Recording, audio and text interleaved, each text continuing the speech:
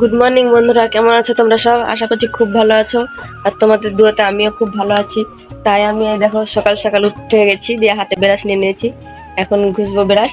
আর সারাদিন মানে সকাল থেকে কি করি না করি সব তোমাদের সঙ্গে শেয়ার করব।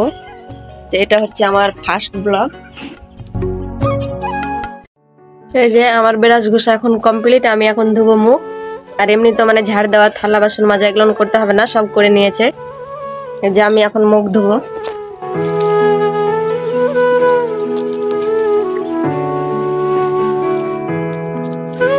তো আমার মুখ ধোয়া কমপ্লিট। তো এটা হচ্ছে মানে আমার ফার্স্ট ব্লগ।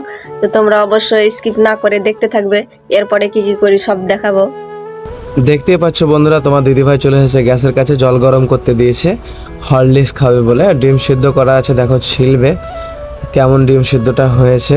দেখতে পাচ্ছ ডিমটা ছিলছে, এমন একদম সিদ্ধ করেছে, একদম পুরো হয়ে গেছে হাফ বয়েল। হাতে দাঁড়াচ্ছে না। কে কে হাফ বয়েল খেতে ভালোবাসো অবশ্যই কমেন্টে জানাবে। জলটা গরম হয়ে গেছে, এখন গ্লাসে ঢালবে। তো ভিডিওটা যারা প্রথম দেখছো কমেন্টে অবশ্যই জানাবে কেমন হয়েছে। তোমার দিদিভাইয়ের প্রথম ব্লগ, সে ভয়েস ওভার করতে পারে না, সেজন্য আমি করছি। এখন দেখছো গ্লাসে হরলিক্সটা দেওয়া হয়ে গেল। সে এখন হরলিক্সটা গুলবে, ভালো করে গুলে নিচ্ছে এই কারণে যাতে কোনো প্রকার গোটা না থাকে। ভালো করে গুলে খেলে ভালো লাগে। তো কে কে সকালবেলা হরলিক্স খাও অবশ্যই কমেন্টে জানাবে।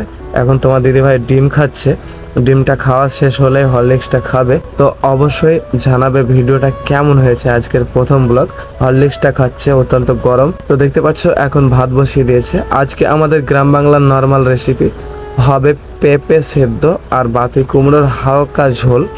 পেঁপেটা সিদ্ধ করবে, সেই জন্য দেখো এখন ছিলে নিচ্ছে। তো কে কে পেঁপে সিদ্ধ খেতে ভালোবাসো অবশ্যই কমেন্ট করবে। আমাকে তো খুবই ভালো লাগে।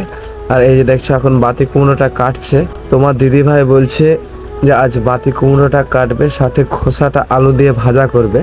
কে কে বাতি কুমড়োর খোসা আলু দিয়ে ভাজা খেয়েছো অবশ্যই কমেন্টে জানাবে। আমি হয়তো বারবার কমেন্ট করার কথা বলছি, তার কারণ আজকের প্রথম ব্লগ, খুব মজা লাগছে।